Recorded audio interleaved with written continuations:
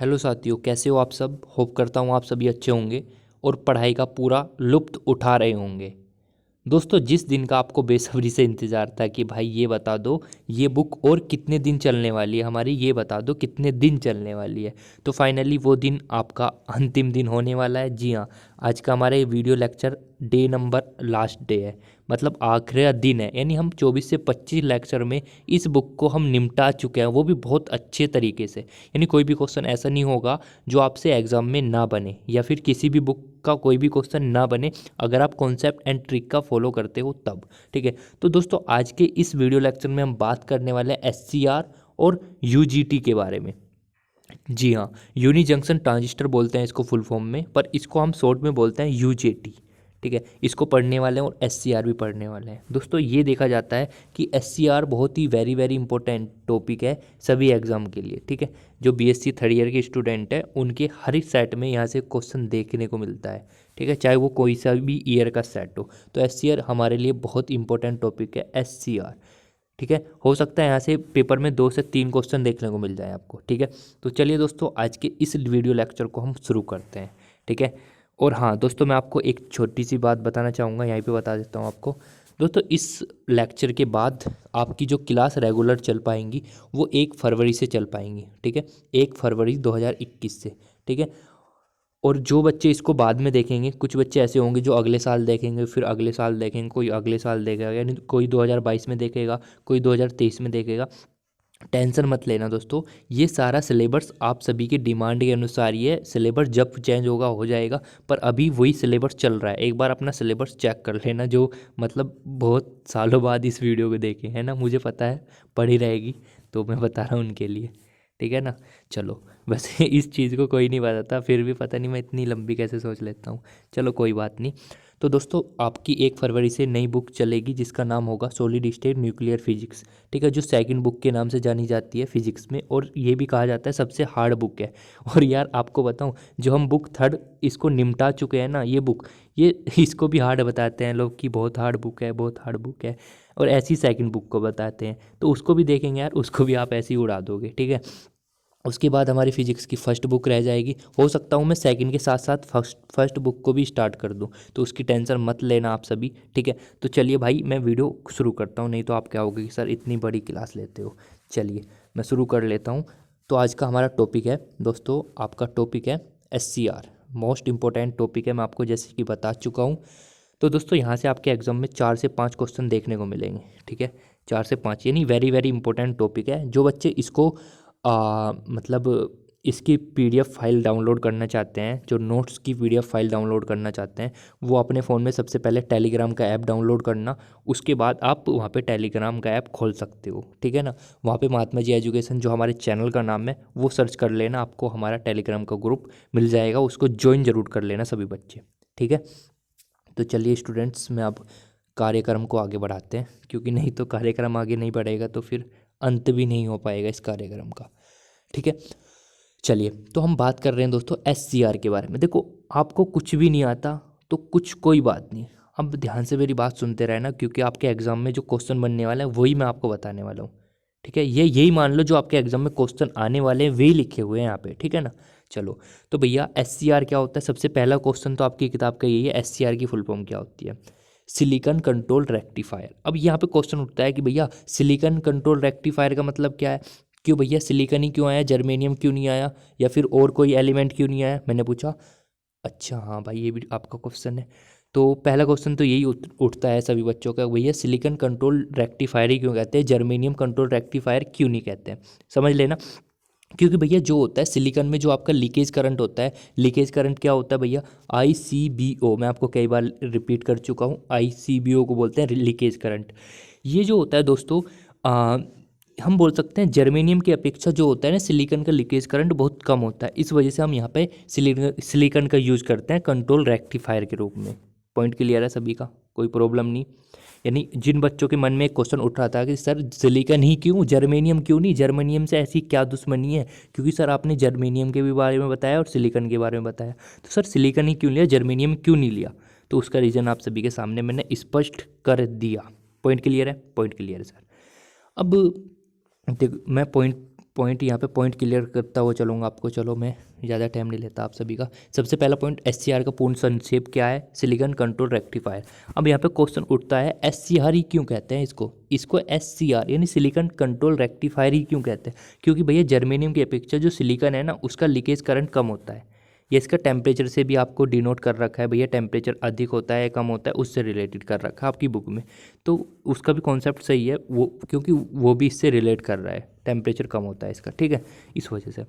तो चलिए भैया आगे चल लेते हैं। देखो यह जो होता है जो दोस्तों जो SCR होता है, ध्यान से सुनते रहना, जो SCR होता है वो थायरिस्ट फैमिली का सबसे महत्वपूर्ण व यूज में आने वाला तत्व है या एलिमेंट बोल सकते हैं, ठीक है। जो SCR होता है दोस्तों, ये SCR होता है ये थायरिस्ट फैमिली का एक सबसे महत्वपूर्ण यूज में लाया जाने वाला है, ठीक है, सबसे महत्वपूर्ण है थायरिस्ट फैमिली का। अब यहाँ पे क्वेश्चन उठता है कि भैया थायरिस्ट फैमिली क्या होता है, ठीक है, थायरिस्ट फैमिली क्या होते हैं। देखो अगर आप थोड़ा सा और ज़्यादा जानने की कोशिश करोगे तो आप गूगल पे सर्च मान लेना थायरिस्ट फैमिली मेंबर, तो आपको बहुत सारे मेंबर देखने को मिल जाएंगे, ठीक है, जिसमें से SCR भी होता है, ठीक है। इतना पॉइंट क्लियर है? हाँ जी दोस्तों, चलो सभी को बच्चों के क्लियर है, SCR होता है। अब यहाँ पे क्वेश्चन उठता है कि भैया कि आपने बताया कि जो सिलिकॉन रेक्टिफायर होता है वो सिलिकॉन में होता है, जर्मेनियम नहीं होता। मैंने कहा हाँ, क्योंकि भैया इसमें लीकेज करंट कम होता है इस वजह से सिलिकॉन का बनाया जाता है। मैंने कहा हाँ। तो फिर तुमने कहा भैया इसका यूज वूज भी तो होगा, अब इसका हम ज़्यादातर यूज क्यों करते हैं? देखो पहला नंबर यूज, इसका जो यूज करते हैं दोस्तों हम डिफरेंट एप्लीकेशन में इसका यूज करते हैं। देखो यहाँ से क्वेश्चन बना हुआ है कई बार एग्जाम में कि डिफरेंट एप्लीकेशन में किसका यूज किया जाता है, SCR का है, कोई और भी ऑप्शन थे वहाँ पे, तो SCR का डिफरेंट एप्लीकेशन में यूज किया जाता है। रेक्टिफायर में, रेक्टिफिकेशन में इसका यूज किया जाता है। अब देखो कुछ बच्चों को प्रॉब्लम होती है रेक्टिफिकेशन समझने में, रेक्टिफिकेशन क्या होता है? तो भैया सिंपल लैंग्वेज में ये समझ लो, AC को DC में चेंज करना रेक्टिफिकेशन कहलाता है। तो जो AC को DC में चेंज कर रहा है ना उसमें भी इसका यूज होता है। रेगुलेशन ऑफ पावर, मतलब जो पावर की रेगुलेशन होती है उसको, उसमें भी इसका यूज किया जाता है। अगला है इन्वर्जन के रूप में भी इसका यूज किया जाता है। इंडस्ट्रीज़, जो मतलब इंडस्ट्रीज़ होते हैं आपको पता है, उनमें भी इनका यूज किया जाता है। क्यों किया जाता है? क्योंकि ये करंट और वोल्टेज की हाई वैल्यू देते हैं, इस वजह से इनका यूज किया जाता है। क्यों किया जाता है? क्योंकि ये करंट और वोल्टेज की हाई वैल्यू देते हैं, इस वजह से इनका यूज किया जाता है ना। चलो अब यहाँ पे एक क्वेश्चन और उठता है कि भैया करंट और वोल्टेज की हाई वैल्यू क्यों देते हैं? क्योंकि भैया इनका जो रेजिस्टेंस होता है ना, इनके जो रेजिस्टेंस होता है वो रेजिस्टेंस बहुत कम होता है। अब यहाँ पे एक क्वेश्चन उठता है रेजिस्टेंस कितना कम होता है, तो आपको बताऊँगा भी, रुको, ठीक है। चलो अब मैं आगे बढ़ लेता हूँ। देखो मैं कुछ और यूज बता रहा हूँ आपको इसमें। शक्ति नियंत्रक, दोस्तों इसमें शक्ति नियंत्रक में भी इसका यूज किया जाता है। अगर हम इसको ऑन करेंगे, मतलब जो SCR होता है अगर मैं उसकी स्थिति को ऑन करता हूँ, ऑन का मतलब पता है ऑन ऑफ, जैसे आपने चटकनी दबाई तो ऑन होगी, फिर ऑफ कर दी, तो ऑन का मतलब ऑन करते हैं तो विभव पतन नगण्य हो जाता है। विभव पतन का मतलब जो वोल्टेज में डिक्रीजन हो रहा है ना वो नगण्य हो जाता है, मतलब कम हो जाता है। यानी ऑफ स्थिति में जो धारा है वो नगण्य हो जाती है, मतलब शून्य हो जाती है, कम हो जाती है, ठीक है दोस्तों। एक क्वेश्चन दोस्तों, जैसे कि मैंने आपको डेफिनेशन से बताया, SCR मतलब सिलिकॉन कंट्रोल रेक्टिफायर, मतलब इसका काम जो होगा SCR का केवल कंट्रोल रेक्टिफायर के रूप में करे जाएंगे। मतलब हर चीज़ को कंट्रोल करना होगा, चाहे वो धारा को कंट्रोल करे या वोल्टेज को कंट्रोल करे, ठीक है। तो यहाँ से अब आप यहाँ से रिलेट कर सकते हो, रिले कंट्रोल में इसका यूज़ करते हैं, इन्वर्टर बैटरी चार्जर में इसका यूज़ करते हैं, हीटर कंट्रोल, देखो कंट्रोल आ गया इसके पीछे, मोटर कंट्रोल में इसका यूज़ करते हैं, फेज कंट्रोल में इसका यूज़ करते हैं, ETC, ठीक है, इन सभी में इसका यूज़ किया जाता है, ठीक है दोस्तों। होप करता हूँ यहाँ तक आपको कुछ भी प्रॉब्लम नहीं होगी। अभी तक मैंने कुछ नहीं पढ़ाया आपको, क्योंकि अभी केवल ये बताया कि इसका यूज कहाँ कहाँ पर किया जाता है, ठीक है। अब आपके मन में सारे डाउट क्लियर होते जा रहे होंगे कि भैया SCR ही किसका नाम क्यों होता है, मतलब SCR ही क्यों बोलते हैं, GCR क्यों नहीं बोलते, जर्मेनियम ये भी तो बोल सकते थे, क्योंकि आपको मैंने बता दिया, इस वजह से कोई प्रॉब्लम नहीं होने वाली, ठीक है। चलिए भैया अब हम बात कर लेते हैं जो SCR में दोस्तों करंट होता है। करंट आपको पता है SCR में आपको पता है करंट और वोल्टेज जो होता है बहुत अधिक होता है। अब यहाँ पे क्वेश्चन होता है जो SCR में करंट की जो दिशा होती है ना वो एक ही दिशा होती है। कौन कौन सी दिशा होती है? एनोड से कैथोड की तरफ होती है इसकी दिशा, ठीक है। पॉइंट क्लियर होता जा रहा है? हाँ जी, पॉइंट क्लियर होता जा रहा है कि जो सिलिकॉन कंट्रोल रेक्टिफायर होता है उसमें करंट को एक ही दिशा में प्रवाहित कराता है, मतलब एनोड से कैथोड ही प्रवाहित करेगा आपका जो SCR होगा, ठीक है ना। चलिए आगे बात कर लेते हैं। इतना समझ में आ रहा होगा भाई, मैंने कुछ अभी फारसी लैंग्वेज नहीं बताई।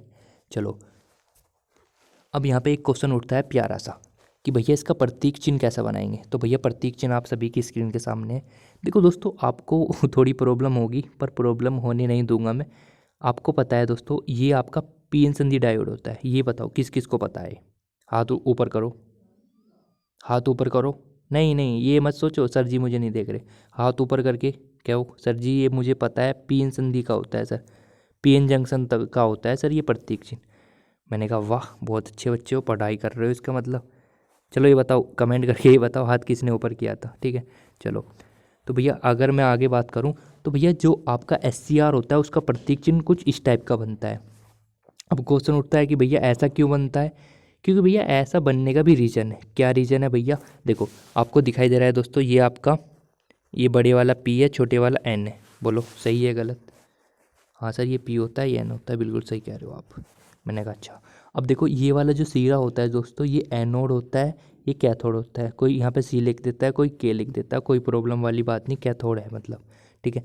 और दोस्तों हम क्या काम करते हैं, यहाँ पे जो आपका N लगा हुआ था ना, इसमें से एक ये निकालते हैं और यहाँ पे गेट कनेक्ट कर देते हैं। ये इसका प्रतीक चिन्ह माना जाता है, ठीक है।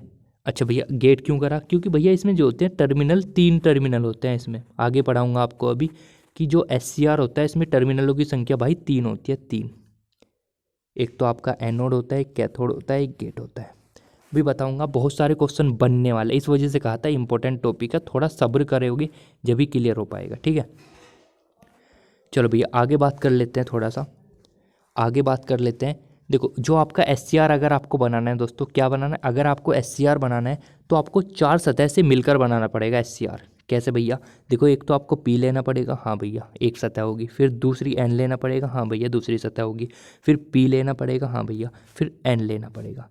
यही आपका फिर क्या बनाएगा? बोलो बोलो। यही आपका भैया SCR बनाएगा। मैंने पूछा कैसे बनाएगा, तो आपका जवाब होगा भैया ये ऐसा तो समझ में ना आया, कैसा बना होगा। देखो कैसा बनाता है, देखो समझ लेना इस चीज़ को थोड़ा सा। दोस्तों जो आपका, ये जो आपका P होता है, हाँ भैया दोस्तों, ये जो P होता है ये हमारा बहुत अधिक मात्रा में अपमिश्रित होता है। ध्यान से समझते रहना, ये सब चीज़ें लिख रखी है मैंने, फिर भी बता रहा हूँ। ये जो P होता है आपका, ये बहुत अधिक मात्रा में हैविली डोपिंग होता है, यानी हैविली डोप्ड होता है, ये हमारा जो P क्षेत्र होता है। और दोस्तों जो N होता है, ये भी आपका बहुत अधिक मात्रा में अपमिश्रित होता है, यानी बहुत अधिक डोपिंग कराई जाती है N में भी। अच्छा, जो आपका ये जो आपका P होता है, ये आपका लाइटली डोप्ड होता है। और जो N होता है बहुत कम, मतलब बहुत कम मात्रा में डोपिंग होती है इसके अंदर। अब हम क्या काम करते हैं दोस्तों, आपको खुद दिख रहा होगा। पहला क्वेश्चन आप सभी की स्क्रीन के सामने यही बनेगा कि भैया जो एनोड होता है, देखो बुक के क्वेश्चन सारे करा दूंगा, टेंशन मत लेना। जो एनोड होता है, एनोड वो किससे जुड़ा होता है? ऑप्शन मिलेंगे कि भैया बाहरी P से, बाहरी N से, आंतरिक P से, या आंतरिक N से। तो देखो बाहर है तो P आ रहा है ना, तो बाहरी P से एनोड जुड़ा होता है। क्वेश्चन बनेगा कैथोड किससे जुड़ा होता है? भाई सिंपल सी बात है, बाहरी N से जुड़ा होता है, ठीक है। इस वजह से स्ट्रक्चर अपने दिमाग में सेट कर लेना, ठीक है भाई, क्योंकि यूज करेंगे बहुत ज़्यादा है। कभी ये सोचो भैया, अब देखो यहाँ पे एक क्वेश्चन और बन सकता है कि जो आपका SCR होता है, देखो जितने भी क्वेश्चन बन सकते हैं सारे दिखा दूँ आपको। SCR, अब यहाँ पे क्वेश्चन बनेगा कि जो SCR होता है इसमें जो संधि होती है, मतलब बोल सकते हैं हिंदी में क्या बोलते हैं उसको, चलो ऐसे बोल सकते हैं कि जो SCR होता है, SCR उसमें जंक्शन कितने होते हैं, ये ज़्यादा बेटर रहेगा। जंक्शन कितने होते हैं SCR में, जंक्शन कितने होते हैं, ठीक है। पीएन संधि कितनी होती है? तो आपका जवाब होना चाहिए सर 3। मैंने पूछा कैसे? देखो यहाँ पे थोड़ा गुफा के अंदर जाना पड़ेगा इसको समझने के लिए। आपने पूछा कैसे, तो मुझे जवाब तो देना पड़ेगा आपकी बात का। देखो कैसे, आपने कहा सर PN, PN सर इनको मिला दो। मैंने पूछा हाँ, तो आपका SCR बन जाएगा। मैंने पूछा कैसे बन जाएगा? सर आपको कुछ कंडीशन का भी पालन करना पड़ेगा। मैंने पूछा क्या? तो आपने कहा कि सर ये तो आपका हैविली डोप होना चाहिए। मैंने पूछा अच्छा, ये भी अधिक मात्रा में डोपिंग होनी चाहिए, हाँ। ये लाइटली डोप्ड होना चाहिए, हाँ। ये कम मात्रा में डोपिंग होनी चाहिए, ये भी आपका SCR बनकर तैयार होगा। अब आपका क्वेश्चन उठा भैया ऐसा क्यों करते हैं? देखो इधर आपका एनोड होता है, इधर आपका एनोड होता है, अच्छा इधर आपका कैथोड होता है, अच्छा। और दोस्तों जो आपका मतलब जो लाइटली डोप्ड होता है ना पी वाला, आंतरिक पी वाला, इसके यहाँ पे आपका लगा होता है गेट। ठीक है, समझ में आ रही है बात? देखो पूरी समझ लेना थ्योरी जो मैंने आपको बताई, क्योंकि यहाँ से भी क्वेश्चन है आपकी बुक के अंदर। ठीक है, सारा बता दूंगा जितना बुक में है। ठीक है बुक का एक एक पॉइंट लिखवा दूंगा आपको। ठीक है ना, टेंशन मत लेना इस बात की। तो दोस्तों वही लिख रहा है, बाहरी पी सतह से जुड़े टर्मिनल को एनोड कहते हैं। मैं देखो ना अभी जो बताया वही तो लिखा है। जो बाहरी से जुड़ा होता है पी उसको एनोड कहते हैं, जो बाहरी से के जुड़ा होता है उसको कैथोड कहते हैं, ये सब चीज़। ठीक है भाई, चलो आगे चलते हैं। देखो अब आगे पढ़ लेते हैं दोस्तों। जो आपका कैथोड के निकट पी सिरे से जुड़ा होता है या पी सतह से जुड़ा होता है टर्मिनल होता है। देखो आप यहाँ पे देख सकते हो, देखो कैथोड ये रहा आपका, हाँ कैथोड के निकट जो एन सिरा है ना, जो एन सतह है उससे जो पी सतह जुड़ा होता है उस पर एक गेट लगा होता है, गेट अब थोड़े बच्चे हंसेंगे यहाँ पे, गेट मतलब गेट वो वाला गेट नहीं, गेट एक टर्मिनल होता है, गेट भी। जो काम करता है किसका बताओ, किसका काम करता है बताओ सर? ये काम करता है किसका बताओ, मुझे बताओ, नहीं पता किसी को भी। देखो ये जो काम करता है दोस्तों, ये हमारा ये कंट्रोलिंग टर्मिनल होता है एक प्रकार से। देखो अगर हमको धारा, देखो समझ लेना, अगर हमको धारा या वोल्टेज को कंट्रोल करना है ना, तो हम गेट की हेल्प से उसको कर सकते हैं। मतलब क्या, सपोज करो इसमें धारा बह रही है बहुत अधिक मात्रा में, तो हमको धारा को कम करना है या कम करना है सपोज करो, तो हम गेट की हेल्प ले सकते हैं। मतलब गेट का काम, केवल गेट का उद्देश्य यही है कि इनको कंट्रोल करना, धारा या वोल्टेज को कंट्रोल करना। अब यहाँ पे एक क्वेश्चन उठता है कि भैया जो ये कंट्रोल करता है इसका दूसरा नाम भी तो हो सकता है कुछ। अगर सपोज करो भैया कोई हमारे एग्जाम में दूसरा नाम आ गया इसका, तो दूसरा नाम से हम किसको बोल सकते हैं? तो देखो भैया पेपर में आया हुआ क्वेश्चन, वैसे किताब में डाल रखा है ये वाला क्वेश्चन, कि जो आपका ये होता है ना गेट, गेट जो होता है इसको दोस्तों हम एक तो कंट्रोलिंग टर्मिनल भी कहते हैं, जैसे कि मैंने आपको बताया कि ये करंट और वोल्टेज को कंट्रोल करने का काम करता है। एक इसका दूसरा नाम ये होता है एससीआर की फायरिंग नियंत्रित करना, इसका काम होता है गेट का। फायरिंग का मतलब यहाँ पे वोल्टेज एंड करंट से है। ठीक है, फायरिंग मतलब वो वाला फायरिंग नहीं है। ठीक है, चलो भैया इतनी बात समझ में आती है हमारे बहुत अच्छे से। अब देखो वही सब चीज़ लिखी है यार, कुछ भी मैंने एक्स्ट्रा नहीं लिख रखा। संधि कितनी होती है?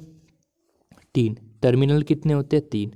संधि 3 कैसा है? J1 J2 J3 थे। हाँ भैया, टर्मिनल कितने थे? 3। एक तो आपका कैथोड, एक आपका एनोड, एक आपका गेट, तो टर्मिनल ही तो हुए। देखो 1 2 3।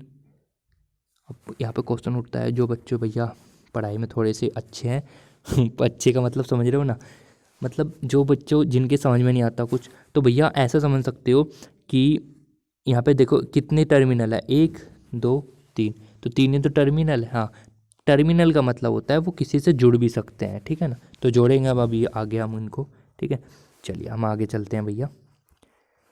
चलो भैया देखो बहुत अच्छा टॉपिक चल रहा है, फिर बता रहा हूँ आपको। जहाँ पर जो आपका दो, मैं आपको बता चुका है, सब चीज़ एक्सप्लेन कर चुका, बताने की ज़रूरत नहीं है। चलो वर्किंग पे आते हैं दोस्तों।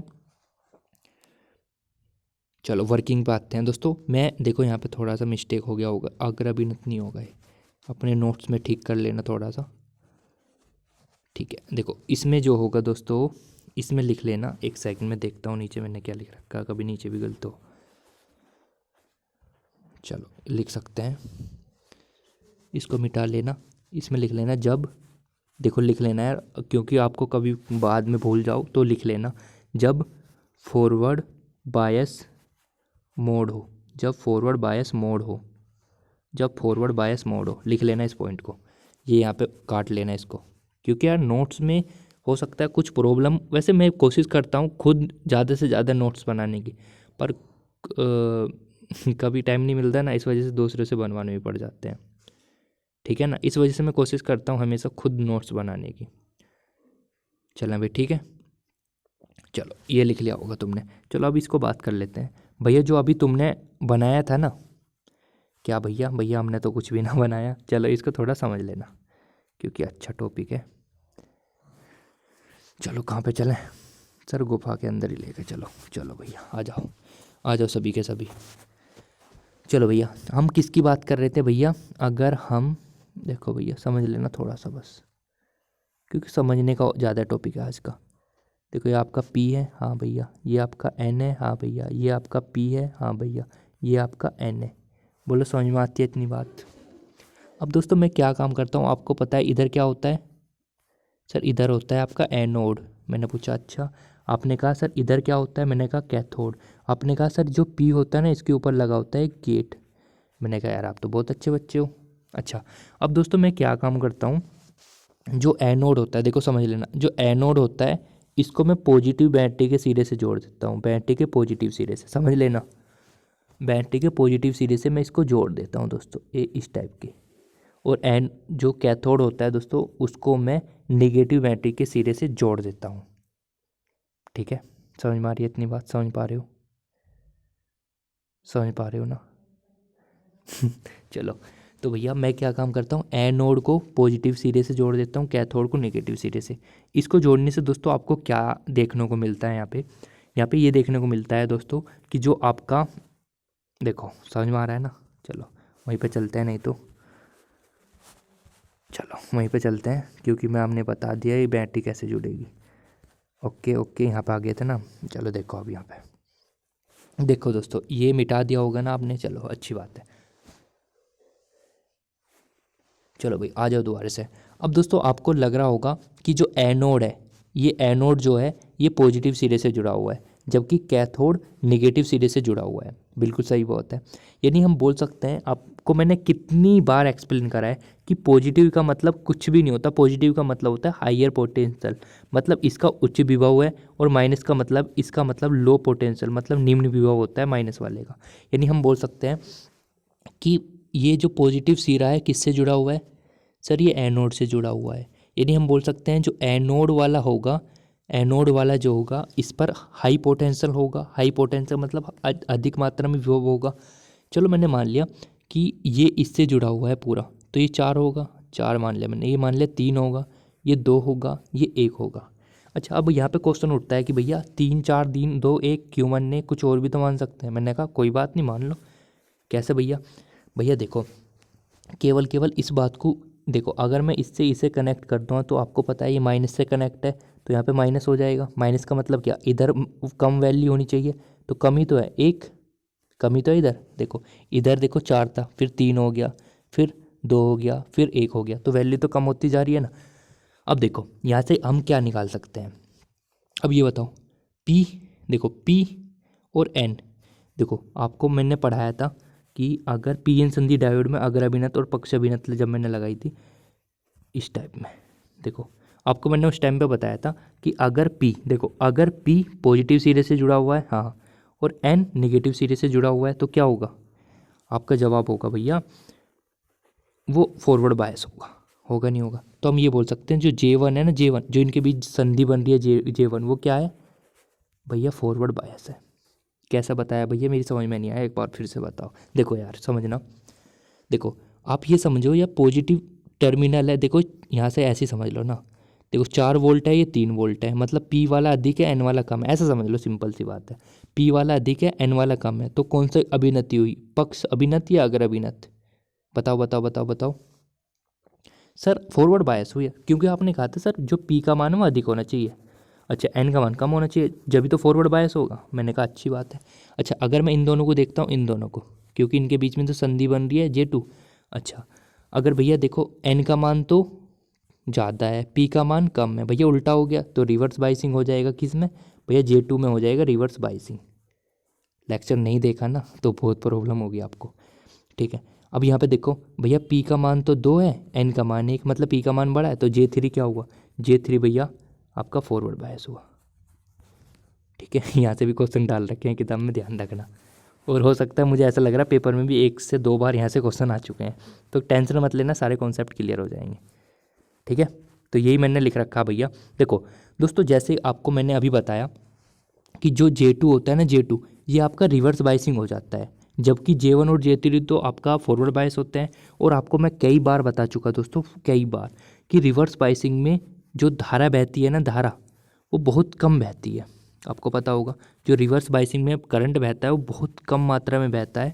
ठीक है, अच्छा और मैं आपको ये भी बता चुका दोस्तों, इसमें जो होता है ना, कम धारा बहने के कारण जो होता है, इस स्थिति में जो होता है, जो प्रतिरोध हो जाता है दोस्तों, वो प्रतिरोध हो जाता है आपका इतना 0.01 ओम से 0.1 ओम तक पहुंच जाता है प्रतिरोध। ठीक है, इतनी बात समझ में आती है। बस यहाँ से यही क्वेश्चन बनेगी जो मैंने आपको बताया।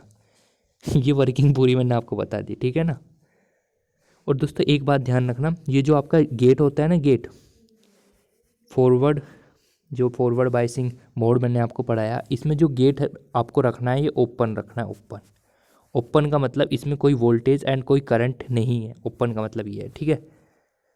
चलिए मैं आगे बढ़ता हूँ भैया, अपने कार्यक्रम को जारी रखते हैं। अभी दूसरा पॉइंट, अगर सपोज करो भैया हमने बैटरी का पलट ही दिया, मतलब एनोड को मैंने क्या काम करा, माइनस रखा, और कैथोड को सपोज करो मैंने पॉजिटिव। भैया हम तो आपकी बात नहीं मान रहे। मैंने कहा कैसे?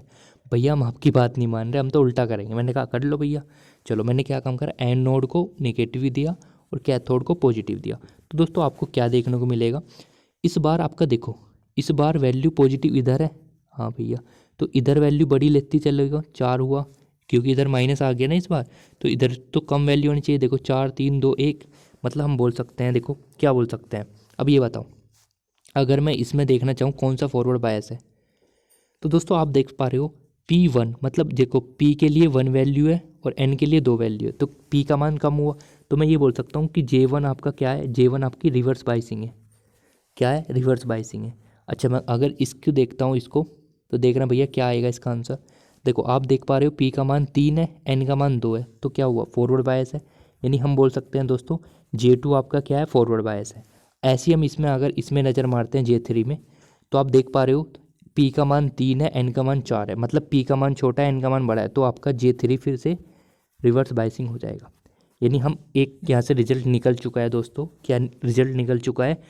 देखो बहुत इंपॉर्टेंट फैक्ट बता रहा हूँ, बहुत ज़्यादा इंपॉर्टेंट। और आपका J1 क्या है, वो भी रिवर्स बाइसिंग है। केवल केवल क्या है आपका, J2 आपका फॉरवर्ड बायस है। ठीक है भाई। अब देखो आप देख पा रहे हो दोस्तों, यहाँ पे रिवर्स बाइसिंग ज़्यादा हो रही है, हमारी रिवर्स बाइसिंग ज़्यादा हो रही है। इससे क्या होगा दोस्तों, आपको पता है, जैसे आपको पता है रिवर्स बाइसिंग में जो करंट बहती है ना, जो भी करंट बहती है, थोड़ी बहुत जो भी करंट बहती है, वो ICBO मतलब जो लीकेज करंट होती है उसके कारण धारा बहती है। अब दोस्तों क्या होगा, जो धारा बहती है ना थोड़ी बहुत, वो आपका ICBO के कारण बहती है। अब देखो इसको समझ लेना थोड़ा सा, ICBO के कारण बहती है धारा। अब दोस्तों क्या होता है कि इसमें प्रतिरोध का मान तो ज़्यादा हो जाता है, क्योंकि धारा कम बह रही है इसमें, समझ लेना, धारा कम बह रही है, क्योंकि आपको पता है रिवर्स बाइसिंग होगी, और रिवर्स बाइसिंग में ICBO मतलब जो लीकेज करंट होती है उसके कारण धारा बहती है, उसमें प्रतिरोध का मान अधिक हो जाता है। अधिक होने का मतलब ये है दोस्तों कि उसमें जो लॉस होने लगेंगे ना, लॉस, ठीक है, लॉस मतलब लॉस उसमें ज़्यादा अधिक होने लगेंगे, जिससे हमें क्या होगा, डैमेज का खतरा भी होगा, कि ख़राब भी जल्दी हो सकते हैं। इस वजह से हम इसका ज़्यादा यूज नहीं करते। ठीक है दोस्तों, तो ये समझ में आ गया होगा। इसको थोड़ा आगे बढ़ाते हैं अब। ठीक है भाई, तो दोस्तों ये मैंने सब चीज़ यहाँ पर लिख रखा है कि एनोड को अगर आप रिवर्स ब्लॉकिंग मोड में यूज़ करना चाहते हैं, तो आपको एनोड को निगेटिव देना होगा, कैथोड को पॉजिटिव। तो यहाँ पे लिख रखा है एनोड नेगेटिव होना चाहिए, कैथोड पॉजिटिव, और गेट ओपन रखना होगा। ठीक है, शॉर्ट फॉर्म में मैंने सारा लिख रखा है आपके लिए। चलिए भैया आगे बढ़ लेते हैं। ये सब चीज़ मैंने आपको एक्सप्लेन कर दिया कि J1 और J3 रिवर्स बाइसिंग होते हैं, ये भी समझा दिया क्यों होते हैं। कुछ मास्टर कहते हैं ये ऐसे याद ये ऐसा होता है, ये मैंने आपको एक्सप्लेन भी कर दिया, ऐसे निकल के आते हैं। J2 आपका फॉरवर्ड बायस होता है। ठीक है, तो बस ये सब चीज़ मैं आपको बता चुका। ब्रेक डाउन हो जाएगा, जिससे इलेक्ट्रॉन कोटर युग्म उत्पन्न होंगे, जिससे क्या होगा, आपका धारा का मान और प्रतिरोध कम हो जाएगा, जिससे डैमेज होने का भी खतरा बना रहेगा। ठीक है भाई, ये हमारा SCR का टॉपिक कंप्लीट हो चुका है। ठीक है, अभी क्वेश्चन करेंगे, रुको सब्र करो। कम से कम 18 क्वेश्चन है SCR के, समझ सकते हो वेटेज कितना ज़्यादा है। UJT के बारे में समझ लो भैया, सिंगल ट्रांजिस्टर, ये सब चीज़ यूनी का मतलब यूनी जंक्शन ट्रांजिस्टर, मतलब इसमें क्या होता है दोस्तों, केवल एक ही संधि ट्रांजिस्टर काम करता है। ठीक है, मतलब केवल एक PN संधि बनती है इसमें। ठीक है, उसमें तो 3 बन रही थी ना जो अभी पढ़ा हमने, एक यहाँ पे बन रही थी, एक यहाँ पे बन रही थी, J1 J2 J3। अब यहाँ पे एक ही संधि बनती है केवल। और दोस्तों सबसे मज़े की बात मैं ये बताना चाहूँगा, देखो संधि तो एक ही बनती है, PN संधि तो एक ही बनती है, पर टर्मिनल 3 होते हैं आप कहोगे सर ये कैसा बात हुई। देखो टर्मिनल 3 कैसे होते हैं इसको समझ लेना। इसका जो मुख्यतः यूज़ करते हैं दोस्तों हम, शक्ति नियंत्रक के रूप में इसका यूज़ किया जाता है। ठीक है ना, चलिए चलिए मैं आगे बढ़ाता हूँ इस कार्यक्रम को।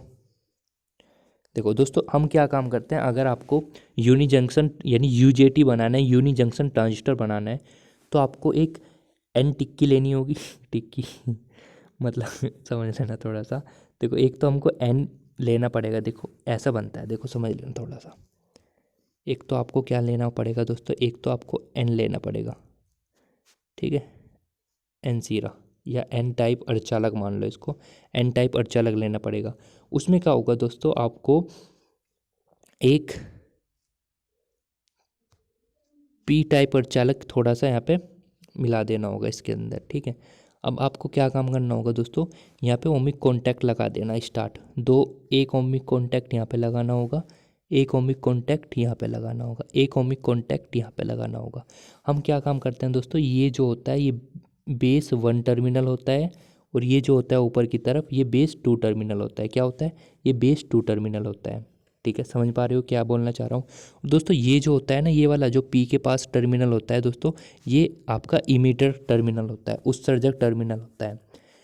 अब यहाँ पर कुछ बच्चों के मन में क्वेश्चन उठेगा कि भैया आपने ये जो पी आपने बनाया ये ऊपर क्यों बनाया, मतलब इसके पास में थोड़ा सा बीच में क्यों नहीं बनाया। क्योंकि भैया ये ऐसी बनता है, इसमें बीच में मत बनाना, ये यहीं पे बनता है इसके पास में, ठीक है भाई।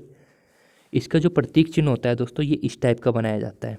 ये आपको थोड़ा सा उसकी तरह लग रहा होगा जो मैंने आपको FET पढ़ाया था, ठीक है, JFET पढ़ाया था, उसके जैसा लग रहा होगा थोड़ा थोड़ा, पर उस इसकी वर्किंग बहुत अलग होती है, आपको समझ में आ जाएगा थोड़ी देर में। तो दोस्तों इसका प्रतीक चिन्ह इस टाइप में बनता है। इसमें क्या होता है दोस्तों, एक B1 होता है, एक B2 होता है, ये दो आधार होते हैं। इस वजह से दोस्तों इसका दूसरा नाम भी होता है डबल बेस, ठीक है, डबल बेस के नाम से भी इसको जाना जाता है, क्योंकि दोस्तों इसमें डबल बेस होते हैं, 2 बेस होते हैं ना एक साथ, इस वजह से डबल बेस के नाम से भी जाना जाता है इसको। और दोस्तों एक खास बात बताता हूँ आपको, जो पी होता है आपको छोटा सा लग रहा होगा, इसमें बहुत अधिक डोपिंग कराई जाती है, ठीक है, अधिक मात्रा में डोपिंग करते हैं पी में। और जो एन होता है वो कम मात्रा में डोपिंग होती है इसके अंदर, ठीक है। ये थोड़े पॉइंट याद रखना। और दोस्तों एक बात ध्यान रखना, जो उत्सर्जक होता है ना, उत्सर्जक हमेशा B2 के पास में लेना, B2 के, हमेशा B1 के पास कभी मत लेना, कभी भी। अच्छा, अब यहाँ पे क्वेश्चन उठता है कि भैया चलो मान लिया प्रतीक चिन्ह ऐसा बनता है, हाँ भैया बिल्कुल ठीक, पर भैया एक बात तो बताओ। मैंने पूछा क्या, तुमने कहा भैया इसका जो तीर का निशान है वो B1 की तरफ ही क्यों जा रहा है, ये इधर को भी तो जा सकता।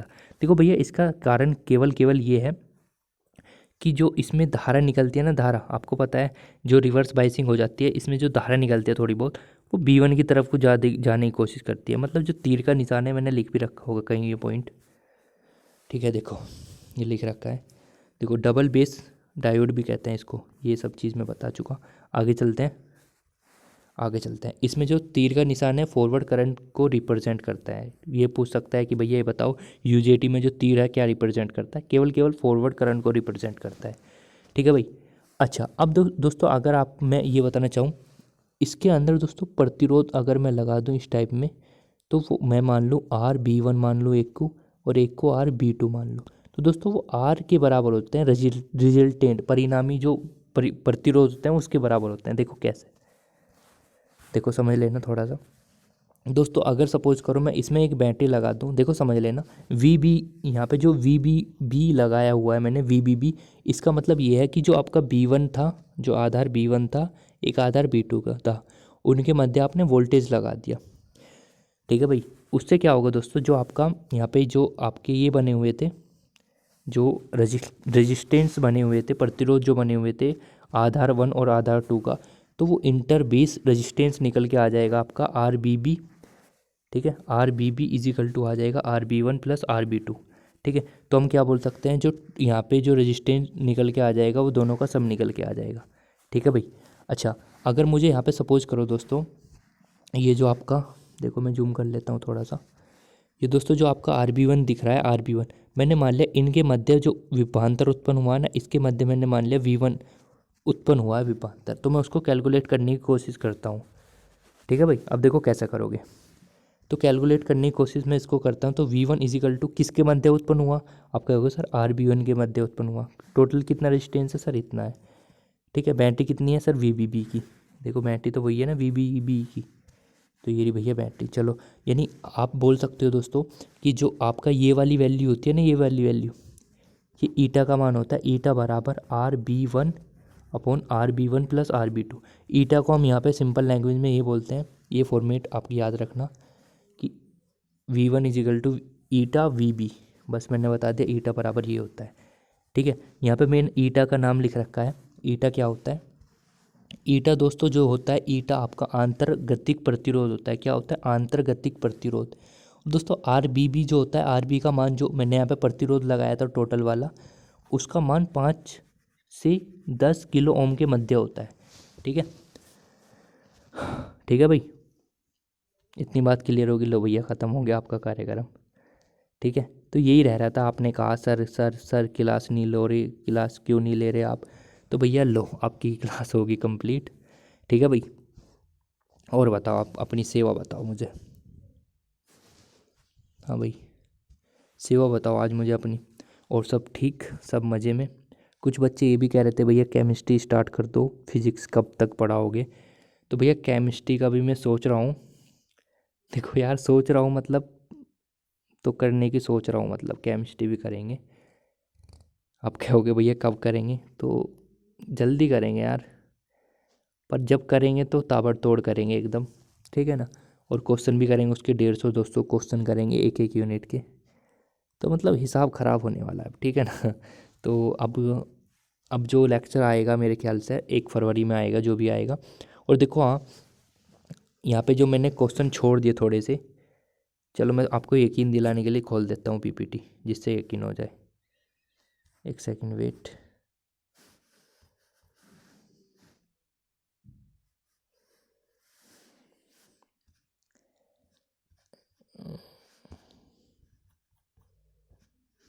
लो जी,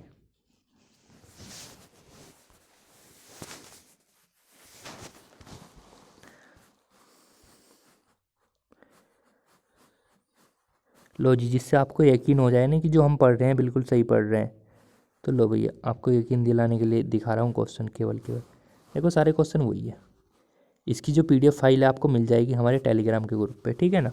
तो वहाँ से कर लेना भैया सब। देखो, मैंने कुछ भी नहीं छोड़ा, आप कुछ भी नहीं यहाँ पे देख सकते। ठीक है, मतलब सब चीज़ देख सकते हो, कुछ भी नहीं छोड़ा आपके लिए। सब चीज़ मैं यहाँ पे क्लियर कर चुका हूँ, पूरी यूनिट। ठीक है ना? अगर कुछ प्रॉब्लम रहती है, कुछ सुझाव मुझे आपको देने हो, तो भैया यूनिट 4 थी, हमने ये भी कंप्लीट कर दी। ठीक है, फील्ड इफेक्ट ट्रांजिस्टर। तो भाई मैंने तो पूरी कोशिश करी आपको 50 में से 50 कराने की। ठीक है, वो आपके ऊपर डिपेंड करता है कि आप कितना कर पाओगे और कितना कवर कर पाओगे। ठीक है, चलो, जय हिंद, जय भारत।